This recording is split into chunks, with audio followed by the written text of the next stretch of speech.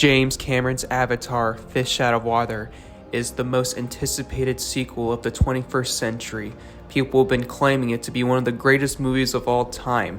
It has been in development for over 13 years now. I would say it's probably one of the greatest achievements of man from the dawn of civilization, the birth of fire, to now. I would say this might even be above fire. I could be persuaded. I'm excited. We got 5 more coming up after this one. James Cameron himself went underwater to go and find out the mystery about how many Avatar sequels he's going to be making after this. And the results are clear. He has perfected the use of technical achievements when it comes to motion capture and water. And now, the hype is over. Will this be the movie that will break new grounds in cinema and deserve the Golden Globe nomination for Best Picture? Or will this be a stinker like all of his other works? We'll find out in 3 hours. 3 hours later.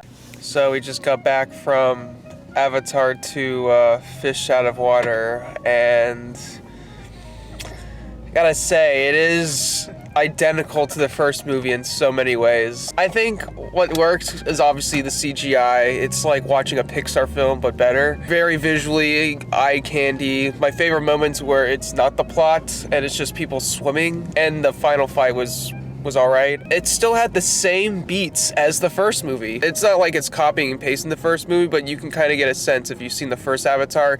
You get that similar rhythm like you're watching the Star Wars movie. It's like poetry, it rhymes. Characters, you know, they're basically written like they were ripped from like Dances with the Wolves or Pocahontas. You know, they're kind of taking some of those traits we've grown accustomed to before. Instead of flying dragon-type Pokemons, they're capturing giant water-type Pokemons with the giant whale creatures, protecting the whale and protecting the ocean and shit like that. I get it. It's an allegory of it. It makes sense. Well, let me pass the camera to Jesse. What did you think of Fish Out of Water? So here's the deal. When you wait as long as you have, and we have, Avatar fans, for a sequel to a movie by James Cameron, you have certain expectations, right? And they need to be met after such a long period of time. For me, plot twist, my expectations were met, and they were met twofold. I would say personally, minus some of the visual frame stutter, which I assume, there was some of that. I noticed that as well. Which I assume is just a byproduct of the technology still not quite being there for his vision, but I'm still going to criticize it. It's noticeable at times. Otherwise, a beautiful movie, and I think the story was more interesting than the first one, even though they do retouch on certain themes. It's a strong movie. For me, it's a strong 8.5 to a 9. Because of the fidelity, the underwater segments are truly, truly beautiful in IMAX 3D. So I would recommend seeing it there.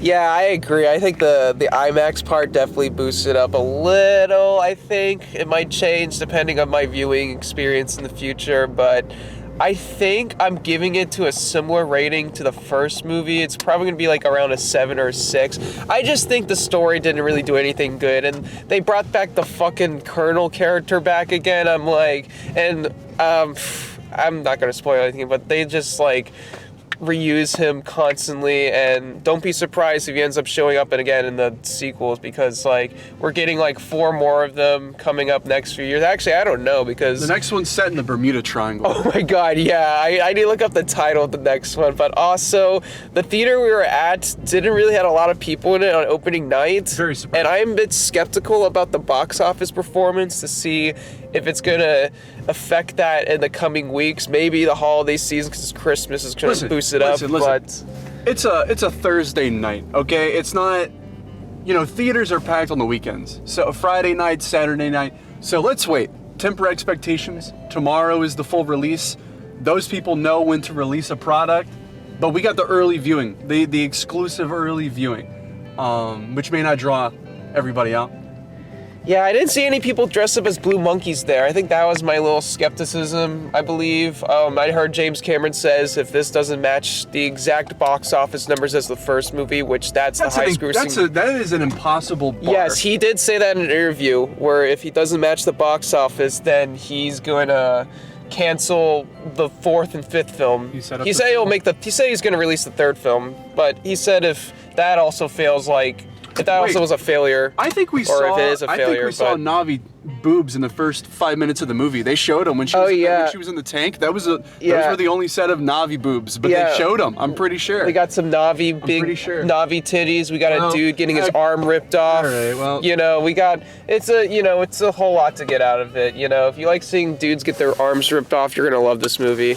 There's a character named Spider in the movie, and I don't know if this is a reference to James Cameron's cancel film Spider-Man, but he was probably the worst character in the entire film. Keeps switching sides between his biological father, who's the Colonel, and his actual, like, adopted father, Jake Sully. And so there's this, like, moment in the film where he's constantly, like, not knowing what side he's on, but he's mainly on the Colonel's side, and then he, like, goes back to the other side, and it's just, like, just stands there the entire time. It's like, I don't know why they wrote this character. He just seems completely out of place. They were trying to make it like how it was written in the opening, is that he feels like a stray cat, but he kind of does feel like a stray cat throughout the entire movie, and it was just a bit distracting.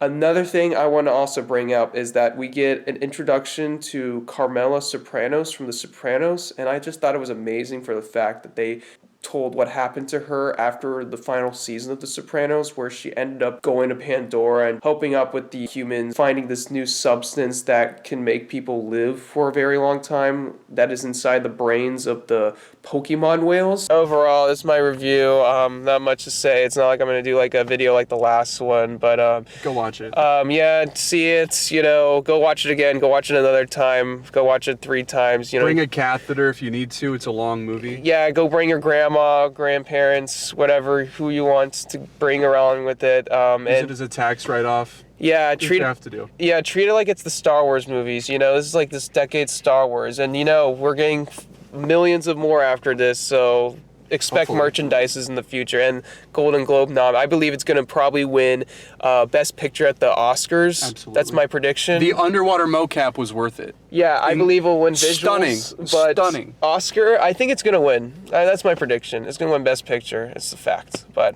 anyways, I'm going to see you next video. I'm kind of sick, so take care. Bye. Dead. Am I dead? You are alive. You are very much alive. What was that? What do you think it was? I don't know. It could have been 6:10. It could have been 7:10. It was 7:15. What?